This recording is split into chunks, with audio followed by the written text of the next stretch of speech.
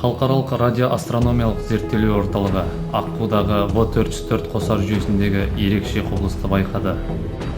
Қара құрдым мен кәдімгі жұлдыздан тұратын бұл қосар бізден 7800 жарық жылында.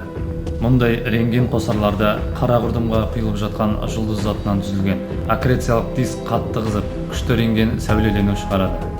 Кейде айналудағы қара құрдым полюстерінен жарықтай дерлік жылдамдықпен атқылайтын жіңішке зат ағыстары джеттер бақыланады.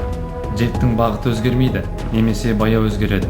Алайда В404-тегі джет бағыты өте тез, минуттар ішінде құбылады екен. Астрономдар мұны Лензе-Тиринг эффекті, яғни санақ жүйесінің елігуімен түсіндірді. Аса массивті денелер айналғанда кеңістік уақыттың өзін еліктіреді. Сондықтан маңайдағы нысандардың бәрі де сол бағытпен айналуға мәжбүр болады. Аккрециялық диск пен қара құрдымның айналу біліктері сай келмегендіктен дисктің ортасында құймақ тәрізді еңкейген бөлік түзіледі. Ол 10 миллион километрлік дискпен салыстырғанда шағын, бірнеше мың километр. Бірақ джет қара құрдымның дәл қасында түзілетіндіктен еңкейген ішкі бөлік оны жан-жаққа бағыттаумен болады.